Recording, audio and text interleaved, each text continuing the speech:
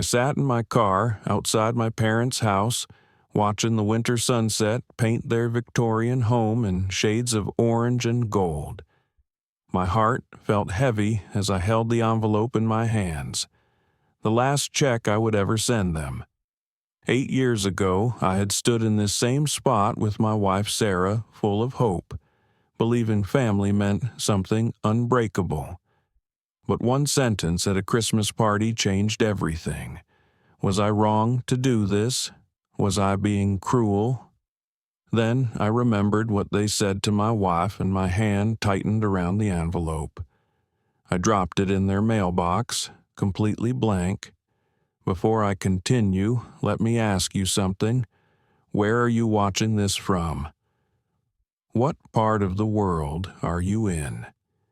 If you have ever dealt with family betrayal, do not hesitate to hit that like button.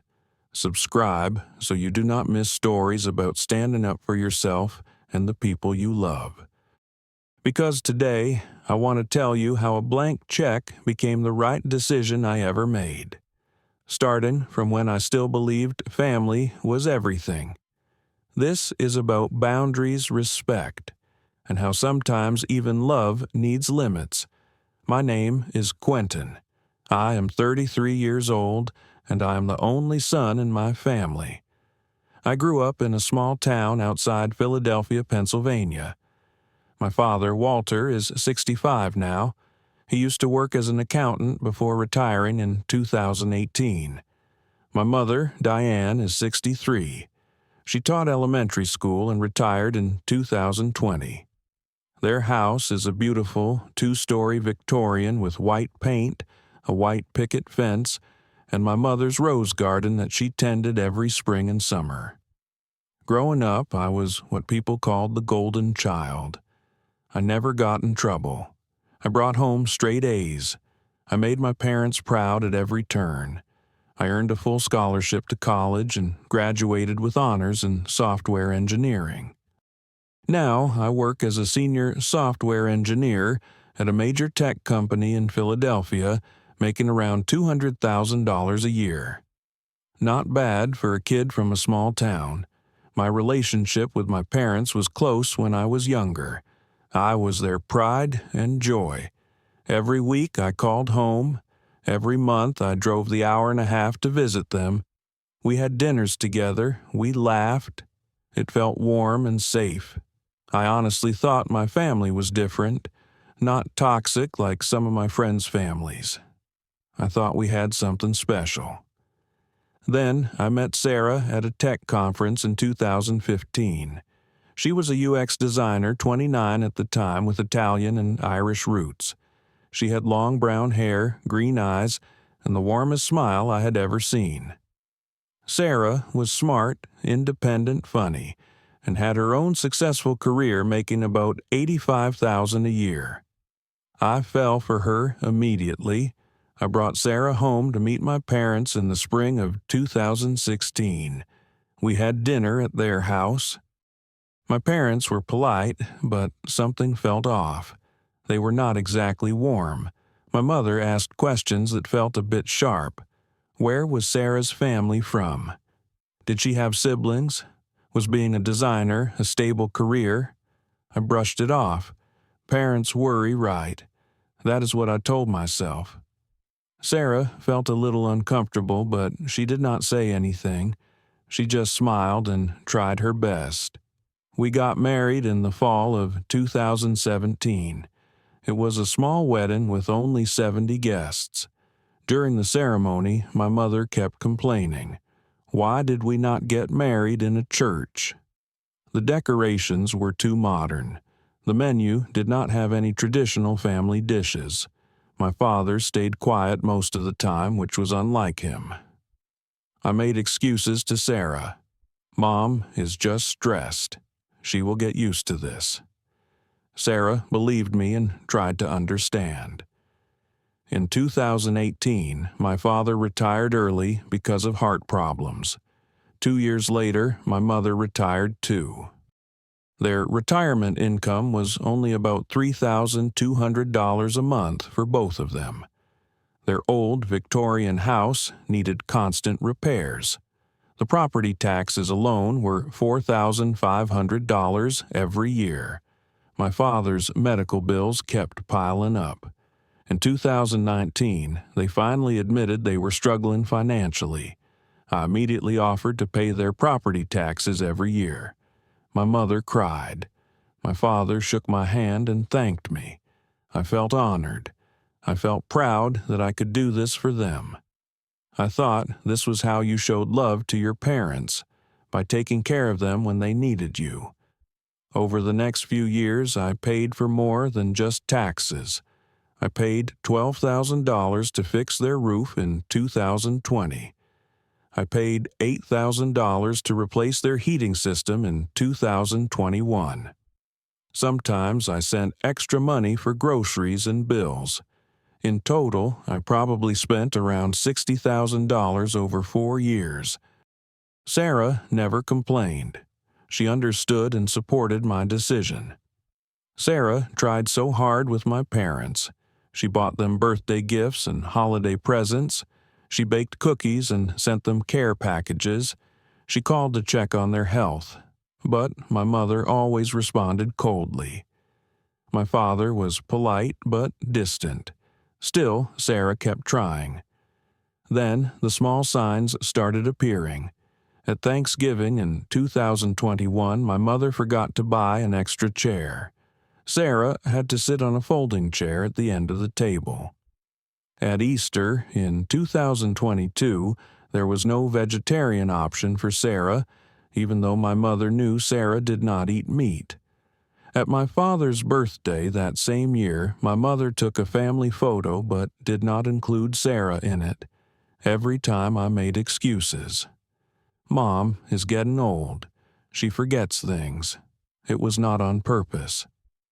After each visit, Sarah would go quiet on the drive home. Some nights she cried in bed, telling me she felt like an outsider. I would hold her and promise to talk to my mother. I would promise things would get better. But they never did. Deep down, I felt uneasy, but I did not want to believe my parents could be that way, so I kept paying the property taxes. I kept helping. I kept thinking if I just did more, everything would be okay. Then, in November of 2023, my mother called. She invited me home for Christmas dinner. I asked if Sarah was coming too. My mother paused, then said yes in a voice that held no warmth. Something felt wrong, but I told myself I was being too sensitive. I had no idea that Christmas was about to change everything. The week before Christmas, Sarah and I went shopping for gifts. We bought my father a premium blood pressure monitor for $250. For my mother, we got a beautiful hand-embroidered tablecloth set for $180. Sarah spent an entire afternoon baking ginger cookies from scratch because they were my father's favorite. I wrote out the property tax check for 2024, $4,500, planning to give it to them as a Christmas gift. 5 days before Christmas, my phone rang while I was at work. It was my mother. Her voice sounded strange. "Quentin, honey, I need to talk to you." My stomach dropped. "Is something wrong?" I asked. "No, nothing is wrong. It is just that, well, can Sarah maybe not come this year?" I felt like someone had punched me in the chest. "What?" Why, my mother fumbled for words. "We are keeping it small this year. We do not have enough space." I could not believe what I was hearing. "Mom, you have 3 bedrooms and 5 rooms total. How is there not enough space?" "Well, your Aunt Linda and her family are coming. But Aunt Linda moved to Arizona last year. She has not come to Christmas since then." Silence on the other end. My voice got harder. "Mom, tell me the truth. What is really going on with Sarah?" My mother's voice turned sharp. "Do not speak to your mother that way. This is my house. I can invite whoever I want. Then she hung up on me. I sat frozen in my office for 15 minutes. I could not process what had just happened. I called back. She did not answer. I texted my father. No response. That evening, I drove home in a daze. Sarah was in the kitchen cooking dinner. She wore a red sweater getting ready for the holidays. She was singing along to Christmas music on the radio. I stood in the doorway watching her, and my heart broke. She turned around and smiled. "Hey, your home I am making." Then she saw my face. What happened? I sat down at the kitchen table. I told her about the phone call. As I spoke, Sarah did not cry. She just nodded slowly. I knew she said quietly. Her voice was so calm it scared me. I have known for a long time. From the first time I walked into that house, I felt it. They have never accepted me. Never. 8 years, Quentin. 8 years I tried. I baked. I called. I bought gifts. I tried to fit in. But to them I am just the woman who took their son away. Her voice started shaking. Do you know how that feels? To try so hard and still not be good enough. Every holiday, every visit, I smiled through the cold shoulders and the forgotten chairs and the missing vegetarian meals. I did it because I love you. But they have never loved me. Everything clicked into place. All the forgotten details. All the cold looks. All the passive-aggressive comments. I had been blind. I had made excuses because I did not want to face the truth. My parents were not the good people I thought they were. Sarah looked at me with tears finally falling. I do not blame you. I know you love your family, but I am your family too, right? That question hit me like a freight train. I could not answer. The next morning, I took the day off work.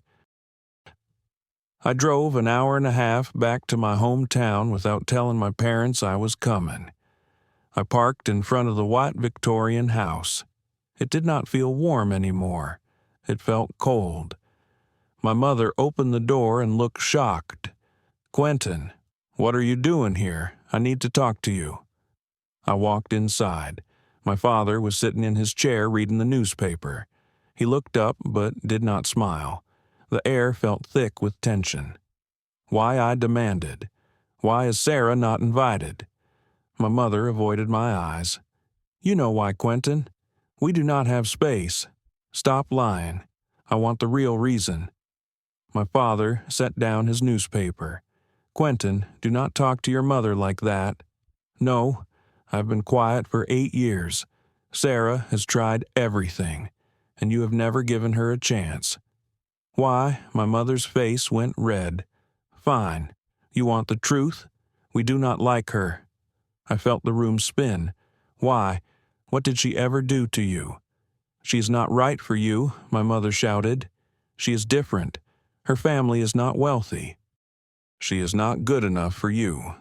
Sarah has her own career. She is smart and kind. She is nothing but a gold digger. She married you for money. Since you married her, you have been distant from us. I am not distant. I visit every month. I call every week. I pay your property taxes." My mother cut me off. "Exactly. That is your responsibility. You are our son. You owe us." My father finally spoke up. "Diane, that is enough." But then he turned to me. "But your mother is not completely wrong. Sarah has changed you. You used to listen to us. Now you argue. We raised you. We sacrificed for you. You should be grateful." My mother added, "This Christmas is for real family. Sarah is not part of our family."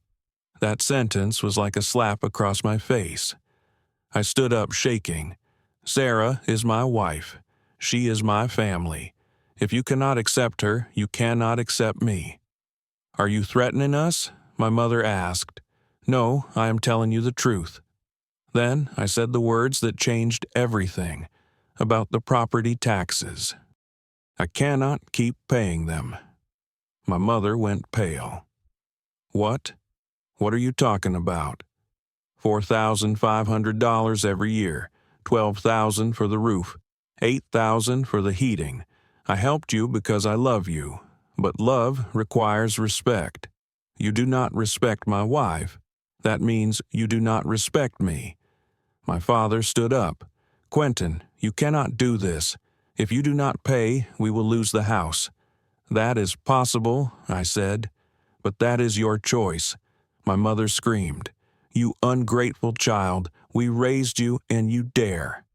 "I already paid you back enough," I interrupted. "Now it is time for you to stand on your own 2 feet." I turned and walked toward the door. My mother shouted after me, "You walk out that door, do not ever come back." I stopped but did not turn around. "Then I will not come back. Merry Christmas." I closed the door and walked to my car. I drove home crying the entire way. Christmas Eve, Sarah and I stayed home. We cooked dinner for just the 2 of us. Sarah made lasagna, a traditional Italian dish from her family. I opened a bottle of wine. We sat by the fireplace and listened to Christmas music. Sarah asked quietly, "Do you regret it?" "No," I said. "I regret that it took me 8 years. I'm sorry I did not protect you from the beginning." Sarah squeezed my hand. "I do not blame you. I understand how hard it is to face the truth about family. But I'm proud of you. Proud that you stood up." For the first time in years, Christmas felt truly warm. There was no tension, no feeling like I had to prove something. Just 2 people who loved each other. I realized this was real family. The first week of January, my phone exploded. My mother called 15 times. I let them all go to voicemail. Her text messages were angry. "You are an ungrateful son. We raised you, and this is how you repay us. That Sarah woman poisoned your mind against your own family." I blocked her number temporarily. Mid-January, my father sent an email. His tone was different from my mother's, cold and calculating. "Son, I know you are angry, but I think you need to reconsider. Property taxes are not a joke. If you do not pay, the consequences will be severe." I replied with one short email. "I have thought about it very carefully." That was the end of our exchange. In February, my Aunt Linda called. "Quentin, what is happening? Your mother is crying all the time. She says you abandoned them." I explained everything. I told her how they excluded Sarah from Christmas after 8 years of marriage. Aunt Linda went quiet. Then she said, "You are right. I will talk to Diane." But nothing changed. March arrived. My parents received a notice from the county. Their 2023 property taxes were overdue. There was a 10% penalty, an extra $450. If they did not pay within 60 days, the county would take enforcement action. My mother called sobbing. "Quentin, please, you have to help us. We do not have the money. We will lose the house. Can you apologize to Sarah?" I asked. "What you want us to apologize to her?" "Yes." My mother hung up. That night I could not sleep. Sarah asked, "Are you thinking about them?" "Yeah, I keep wondering if I'm doing the right thing. They are my parents. They are old. If they lose their house." Sarah touched my face. "Quentin, let me ask you something.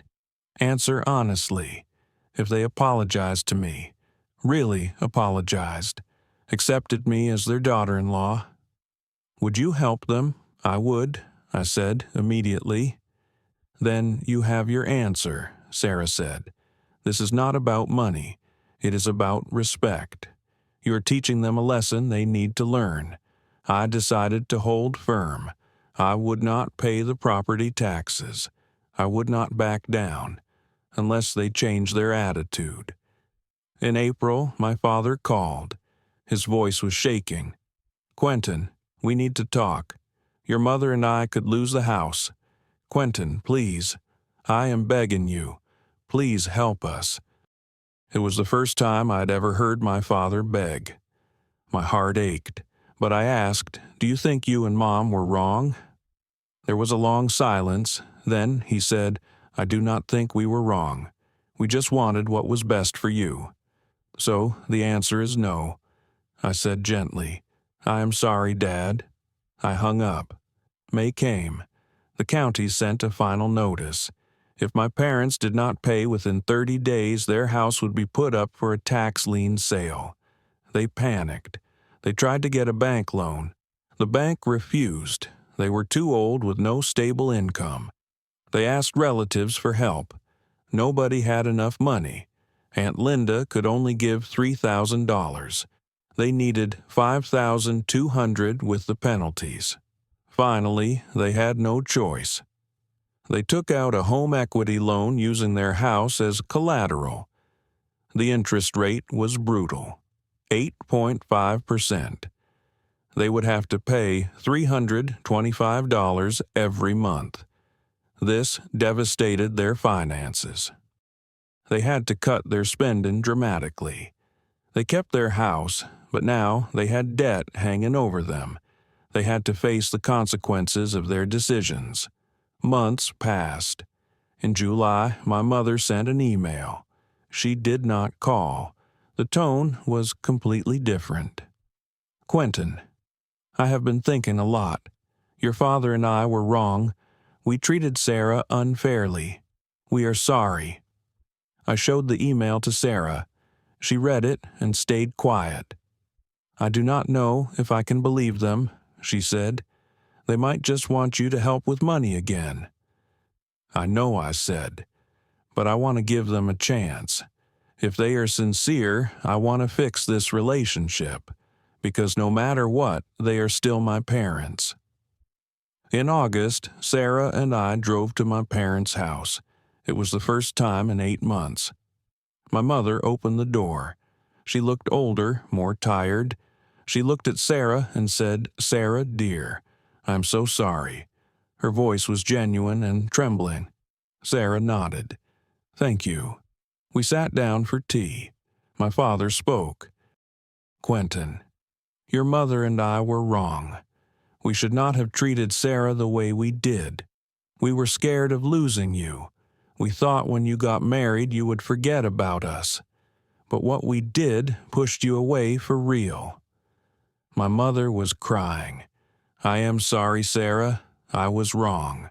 You are my daughter-in-law and I should have treated you better. I spoke clearly. I accept your apology, but I need to be clear about something. From now on, Sarah is my wife. I will never let anyone treat her badly again. If you do not respect her, you will lose me. This time forever." They both nodded. They accepted. My father added, "You do not have to worry about us anymore. We learned our lesson. I can help if you need it," I said, "but only if you respect my wife." "We understand," my mother whispered. In the months after that confrontation, I went through hell. The first few months, I felt guilty for not helping my parents. Sometimes I woke up at night asking myself if I did the right thing. The pain of realizing my parents were not who I thought they were cut deep. But Sarah was there for me every step of the way. She never judged me. She let me cry when I needed to. She held my hand during sleepless nights. She reminded me, "You did the right thing. You protected us." In March, I started going to therapy. My therapist helped me understand something crucial. Setting boundaries is not selfish. Love does not mean accepting mistreatment. I learned to forgive myself. Slowly, Sarah and I built a new life. We spent more time together. We traveled to places I had always refused to visit because I felt obligated to see my parents instead. We created our own Christmas traditions. I felt lighter. The constant tension of going home disappeared. For the first time, I spent Thanksgiving with Sarah's family. They welcomed me with open arms. Her mother cooked traditional Italian dishes. I realized family is not about blood. It is about love and respect. Now, in December 2024, it has been a year since that Christmas. My relationship with my parents has improved, but it is different. We are not as close as before, but there is respect now. My mother calls to check on Sarah. They invite us both to dinner and actually make space for Sarah. It is slow progress, but it is progress.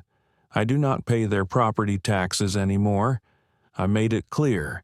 I am not the family bank. If they need help, they have to ask and they have to show respect. They accepted that. They learned to live within their means. This journey brought Sarah and me closer. She told me, "I am proud of you. You chose us." I said, "I should have chosen you from the beginning. I am sorry it took 8 years." "What matters is you did it now," she replied. I learned that family does not mean you have to accept being treated badly. Love must come with respect. You can love your parents and still set boundaries. Sometimes, the best way to love someone is to let them face the consequences of their actions. I learned that money is not a tool for control. Financial help must come from love, not obligation. When someone uses financial dependence to make demands, that is manipulation. When you get married, your spouse becomes your number one family. Parents are still important, but they cannot come before your partner. Sometimes you have to choose, and choosing your spouse is right. I do not hate my parents. I understand they acted out of fear of losing me. But I learned this. You cannot keep someone by controlling them. You keep them by loving and respecting what they love. Sometimes the kindest thing you can do is say no. Sometimes the only way for someone to change is to let them see the consequences. And sometimes, to build a real family, you have to be willing to lose what you thought was family. Now, every time I look at Sarah, I know I made the right choice. Because a family built on respect will always be stronger than a family built on obligation. The county does not care about family drama, but I care about who deserves my respect in my life. So let me ask you, have you ever had to choose between your parents and your spouse? Have you ever had to set boundaries with family? Drop a comment below and share your story. If this resonated with you, smash that like button. Subscribe to this channel for more stories about standing up for yourself and the people you love. Share this with someone who might need to hear it. Thank you for listening to my story. I hope it helps you find the courage to protect the family you choose. Take care of yourself and remember, respect is not optional in any relationship, even with family.